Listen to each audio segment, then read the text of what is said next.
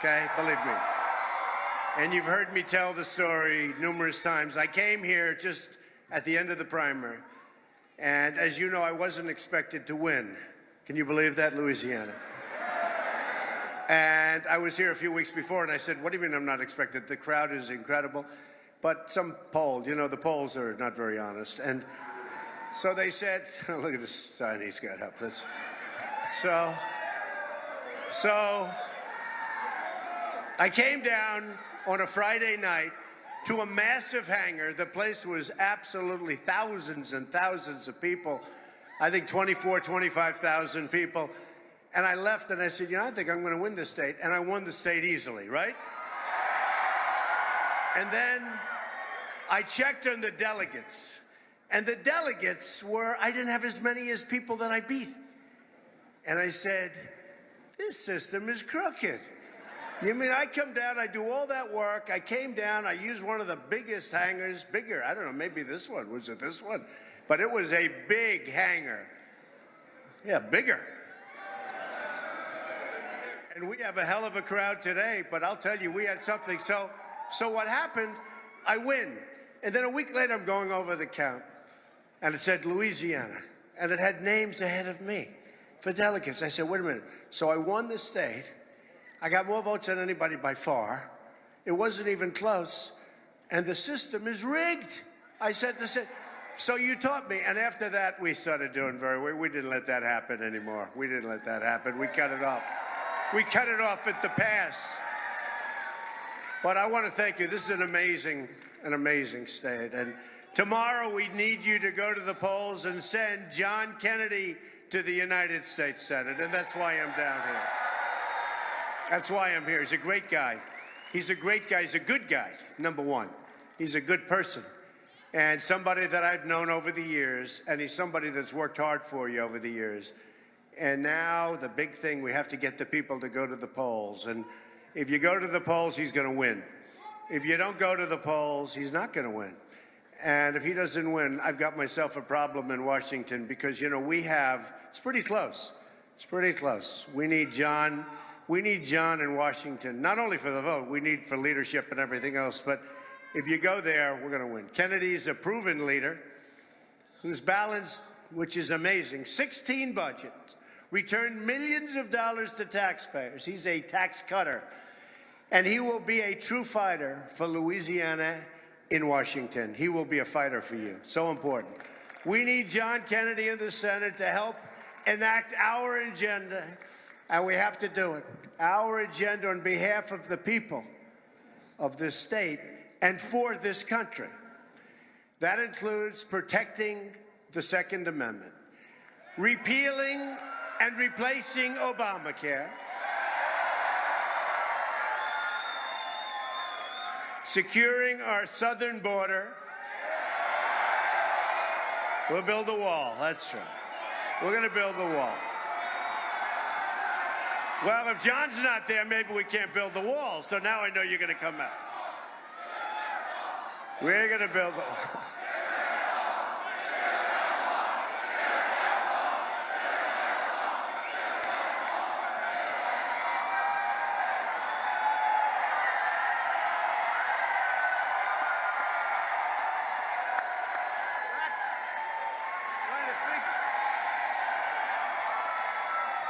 This is Louisiana. We don't need coats, right?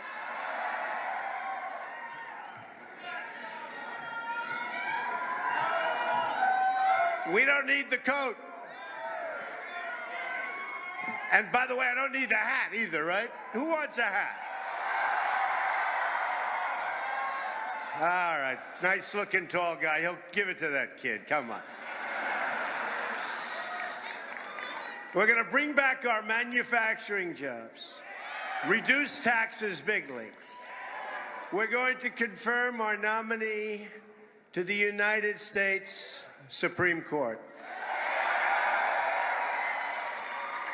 Electing John Kennedy will help ensure that government stops listening to the special interests and starts delivering for the national interests, for our country, for our people, the people that showed up to vote. The people that were forgotten people. You know what I'm talking about. They were forgotten. Folks, You're not forgotten anymore, believe me. Nobody's forgotten. I think the Democrats are going to change their game plan next time. What do you think? The forgotten men and the forgotten women are not forgotten anymore. It's time to deliver for you, the American people. To help me do that, I also need you to elect Mike Johnson in the 4th District, another fighter for Louisiana. Mike's father just passed away, So he's in our thoughts and he's in our prayers. Very amazing, horrible timing in a sense, just passed away. And he loves his father, I will tell you that. And his father was a great guy. So get out there and vote for Johnson and vote for Kennedy. Get out and vote. Working with these great Louisiana leaders, we're going to do amazing things for our country. Our plan begins with bold structural reform to create millions of really good paying jobs. We've lost our great jobs. And you know, this is going to be a big part because you're in the energy business more than most places. And we're going to see refineries, and we're going to see pipelines, and we're going to see lots of things happening. So get out there and vote.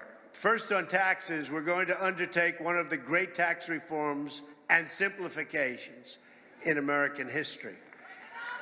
At the center of our plan is massive tax relief for the American middle class. We're also, this guy goes all right. You better believe it, right? We're also going to lower our business tax rate from 35% all the way down to 15%. We're going to start hiring again. And we are going to make it not so easy when companies want to leave Louisiana and go to other states, go to other countries, go to other states. You know what? If they do, I'm sorry, folks, you got to fight for yourself, right? But they go out, they go to other countries, they make their product, they sell it back through a very weak border. We have a very weak border, probably the weakest border. Does it get any weaker in the world than this? You know, we fight for other countries so they can have a border, but we don't fight for our own borders. Isn't it incredible? It's incredible. On regulations, we're going to eliminate every single wasteful regulation that undermines the ability of our workers and our companies to compete. On energy, you more than any other state almost, we will cancel the job-killing restrictions on the production of American energy, including shale, oil, natural gas, and clean coal. And you know, we haven't had refineries built in decades, right? We're going to have refineries built again, folks. We use refineries from other countries. I mean, the whole thing is just crazy. It's crazy. On infrastructure, I'll ask Congress to pass legislation that produces $1 trillion of new investments in America's crumbling infrastructure. And that's so true. I have a friend, he's one of the biggest truckers in the world, and he buys these very expensive trucks. I won't give you the name, but the most expensive, most beautiful, he's so proud of it, the best. And he calls me not so long ago, and he goes, you know, I travel from Texas to New York. I travel from Louisiana to someplace. He said, I come back and my trucks are all busted up because of the roads. I said, when did that happen before? He said, never happened. He says, never been like this. They're all busted up. And he said he's going to buy cheap trucks from now on. So I guess that's, we want him to buy the better trucks. We want to fix up our infrastructure, big league. That includes, and who's better at that stuff than me? Believe me. Hey, I don't need your vote anymore, but I'm telling you, I'm very good at that. That's right, I don't need your vote. Can you imagine that? 4 years I'll need your vote. But nobody's better at that. That's what I do. But it just made a big impression. You know, when he told me this, it said, yeah. But I asked him, what did it used to be? He said, never been like this, never. New projects, we're going to do new projects for both rural communities and our inner cities. And that's been forgotten, too. If you think the inner cities have been forgotten also, not any longer. And we will put our people back to work in the process, our people. It's time to get help for the American people.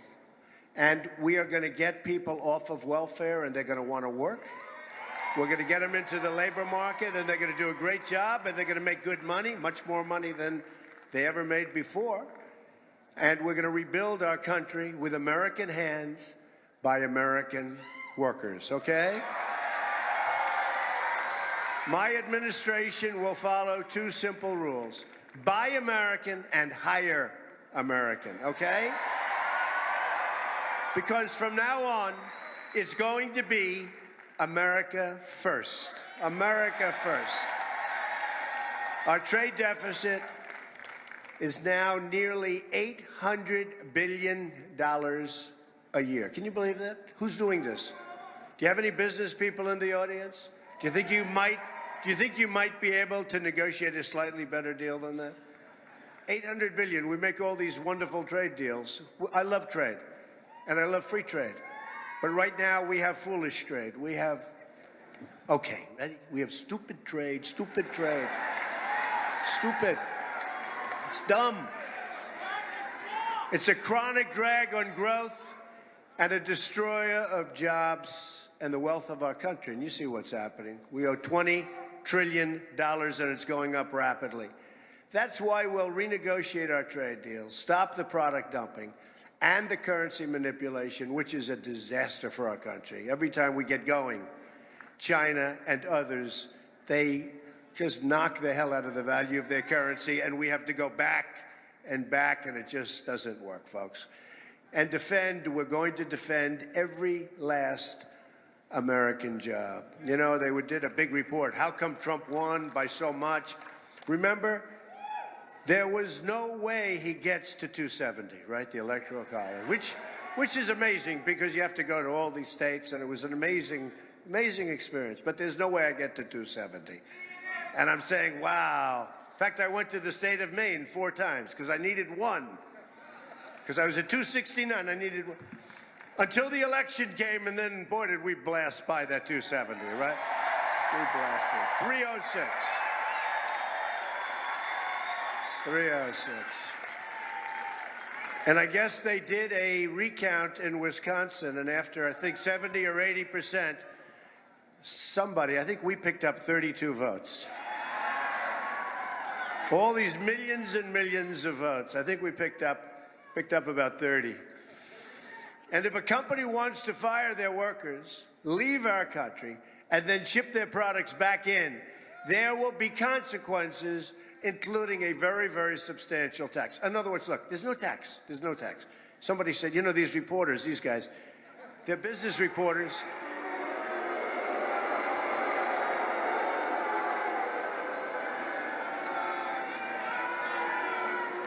The one thing we have done, we have exposed the credibility of the press. They have the lowest credibility of anybody. And our popularity, I say our because this is a movement that we're all in this thing together. We're all in this together, but we are shooting up. We're like a rocket ship, right?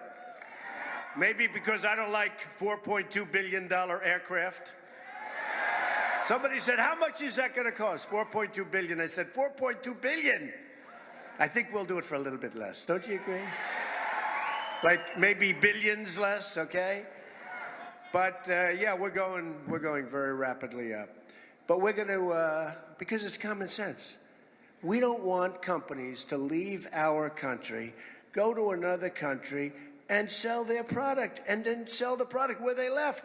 Now we have all unemployed people. They had jobs for 32 years. I mean, Carrier is a great example. And Carrier, we did a great job with Carrier, but, you know, they announced a year and a half ago they already have a plant built.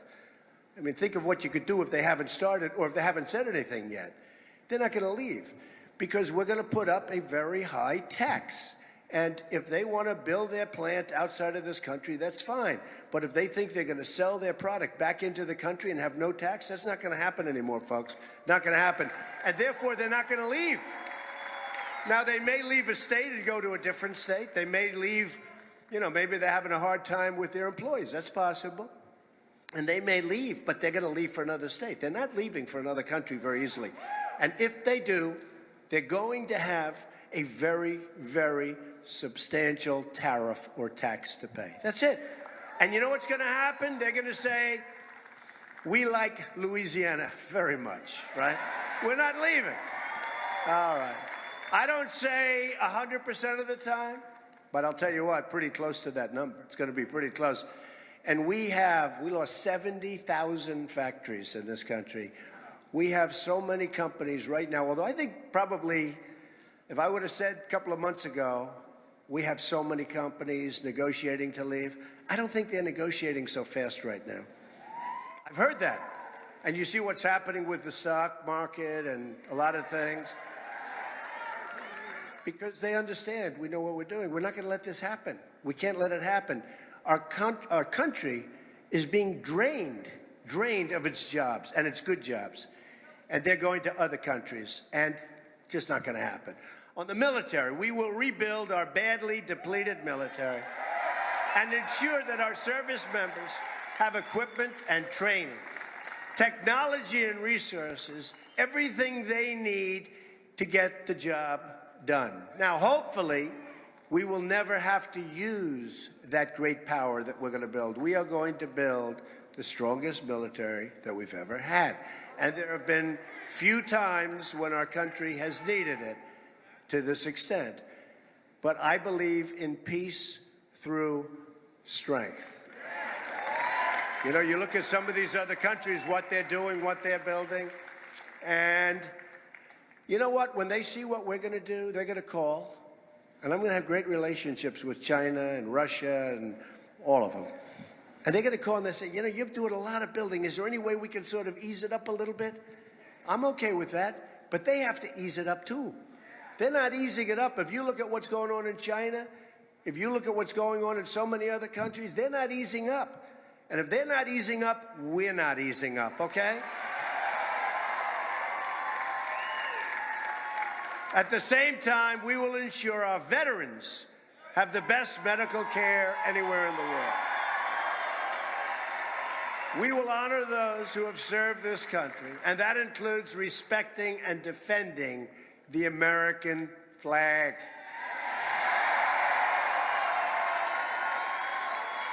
Frankly, when I see people ripping up the American flag, like that flag, beautiful, when I see it, I think it's a disgrace, okay?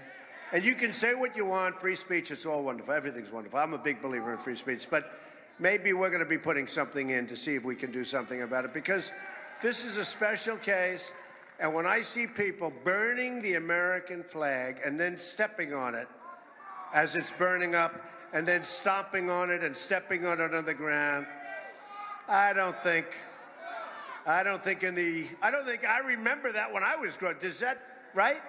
How many of you guys are young like me? Remember when we were very young? I don't remember that happening. So we're going to have to, I think we're going to have to do something about that. On crime, the murder rate has experienced its largest increase in 45 years. The press doesn't tell you that. We're going to support the incredible men and women of law enforcement, and we're going to bring this terrible crime wave to an end.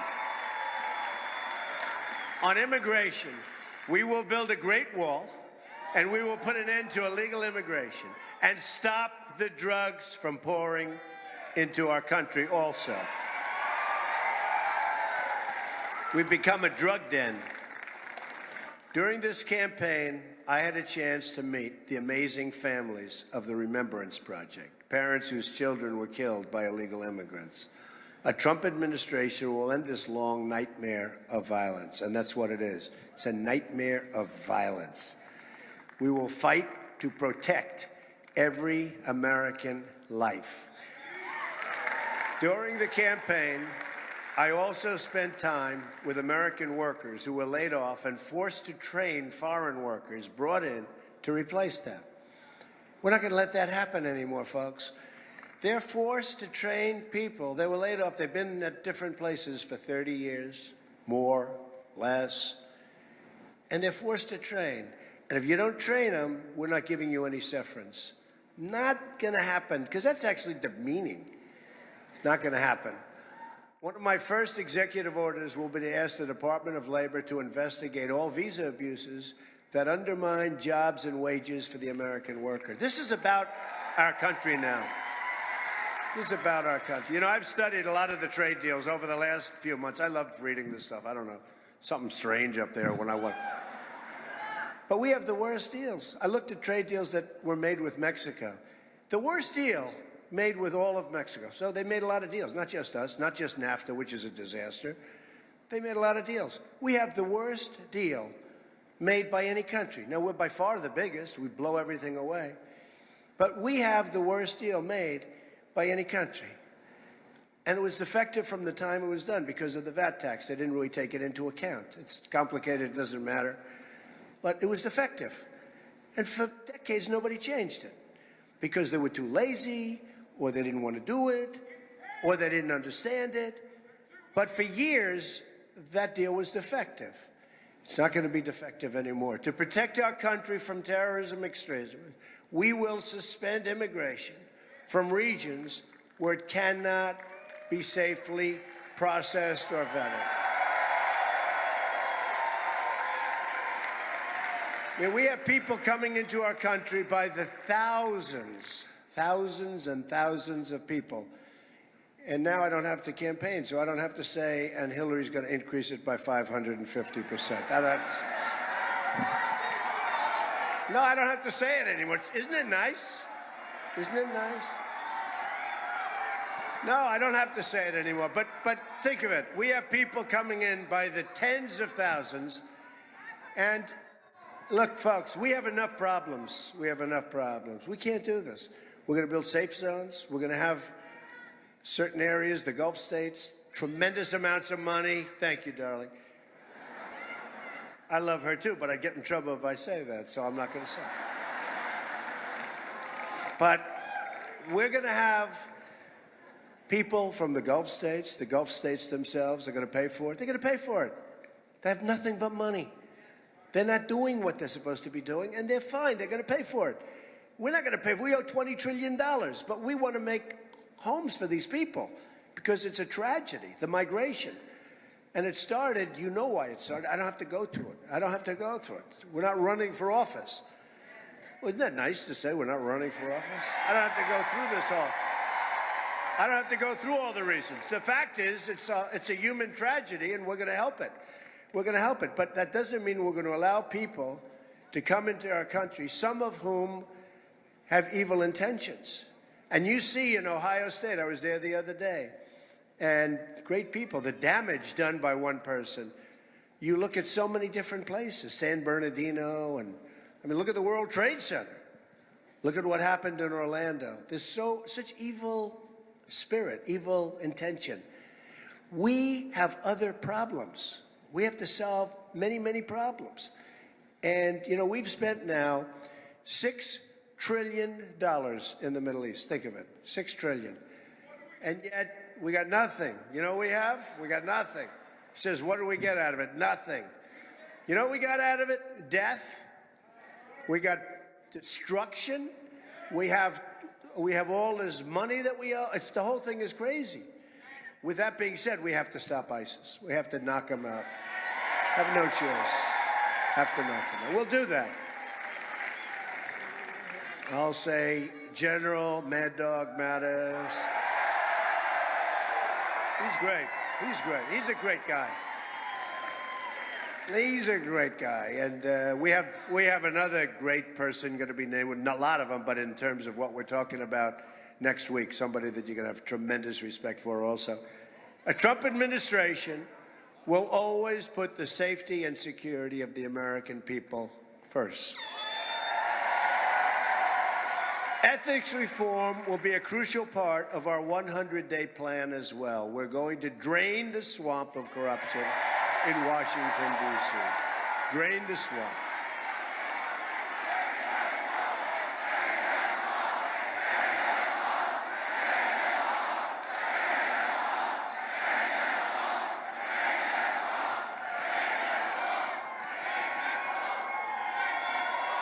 Thank you. It always amazes me, you know, here we are on a Friday and sort of a crazy time of the day, right? How many people show up for these things, right? That's when I knew. By the way, people ask, when did you know? You know, I was campaigning, we always had these big crowds, but That last month was unbelievable, the crowds. They were massive. We were taking stadiums, they were packing them in. And when they had a higher entertainment, because people, I said, I don't know if that means anything, but I think it does. And then we won Pennsylvania, and we won Michigan, we won Wisconsin, we won all these different places. It's a beautiful thing to see, I will say. The spirit of what we've all done together is incredible. And you'll see, thank you. And you'll see a lot of things happen. A lot of it's common sense, to be honest with you. A lot of it's just common sense. A lot of the people that voted, where they're great people, they love the country, but they haven't voted in 20 years, 30 years. Boy, did they vote. Boy, did they vote. But they come in. Here's people that have never voted in some cases, and yet they're great people. And they're hardworking, and but they just never saw the person they want to vote. And now they come down and they have Trump shirts on, Trump hats, they have buttons coming off the hats. So they go from never voting to being all messed up with the stuff, right?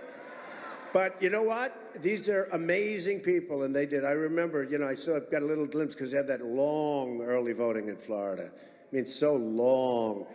And so many things could go wrong when you have that long period of time, right? That long, long, long period. It used to be you'd have a day, you vote. Now you're going forever, weeks and weeks. But the first day I passed one, I was down in Florida, I passed one of these lines. I said, well, what's happening over there? I thought it was like a big movie. They said, no, sir, that's voting. They're voting. And they're voting like really early. And we have to discuss that early thing. That's sort of, so many things are going on, so many things. I wonder what happens during the evenings when those places are locked, right? But the Democrats, who are the people, would say, Donald Trump is criticizing the foundations of our country. Give me a break. Give me a break. Give me a break. President Obama, who, by the way, I've gotten along with so well. No. He's really doing great.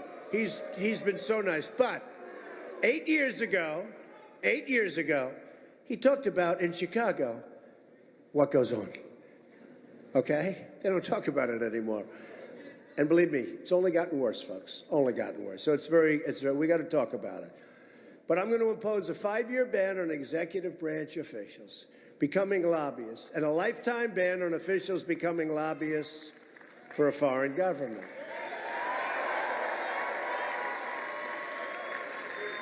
And I thought, when I got involved in this Boeing situation, and I have great respect for Boeing, by the way, tremendous respect, but I said to myself, the people that spend all this money, when you're talking about $3 and $4 billion for an airplane, which is, who knows? But when you're talking about the kind of money, I said, let me ask you, who gives these orders out? Now, there are people, procurement people. Now, some of these people then go to work for these companies. I think I'm going to, and I'm going to have to check this out. They're not going to like me to say this. But I think I'm going to impose a ban that anybody that gives out these massive military contracts should never, ever be allowed to work, ever. I don't mean in 5 years, in 10 years. Should never be allowed to work for those companies that make the equipment. I mean, they're giving out, this F-35 bomber, which is total, or fighter, that's totally, like uncontrollably over budget. And the people that give out those contracts and the people that have to approve the big change orders and the extras, as we say in the real estate business. I mean, when you're good, you don't build with these extras. But these massive numbers where they're doubled and tripled, I think anybody that gives out these big contracts should never, ever, during their lifetime, be allowed to work for a defense company, for a company that makes that product. I don't know, it makes sense to me. Because I'm sure it's never happened. I'm sure it's never, ever happened in the history of our country. But I can see somebody approving a deal that they shouldn't approve and then getting, maybe prior to that approval, right? Look, he's shaking his head. This guy's a great businessman. He's saying, absolute, right? 100%. They're saying, hey, listen, we'd love you to work for the company. By the way, let's finish up this order. We want you to work for the company after you're finished. Like, how about next year? How about next month? Let's get this finished. And then all of a sudden, you get stuck with a horrible contract, and these people go off, even if it's 2 years or 5 years. I don't think they should ever be allowed to work for these companies. And if they take the job and they know that, it's fair. But I'll bet you would see a big, big difference because the purchasing in this country is totally out of control for everything, not only military, for everything. I had that idea yesterday. I have a lot of little ideas. You know, you get ideas when you're in business, but you get ideas as you go along. But I just saw, and I never saw numbers like this, the massive numbers of overruns, cost overruns. It bears no relationship to the original contract. So I think we're going to have to think, I think that might be a lot more important than what we're talking about even with the lobbyists, okay? Does that make sense to the business people? So we face many challenges, but this is truly an exciting time to be alive. The script is not yet written.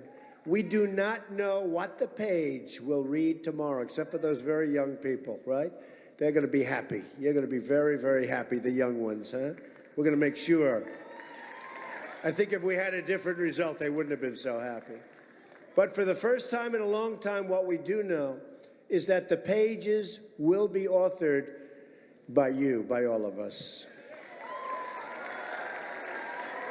The American people will be in charge. Your voice, your desires, your hopes and aspirations will never again fall on deaf ears, and they were on deaf ears.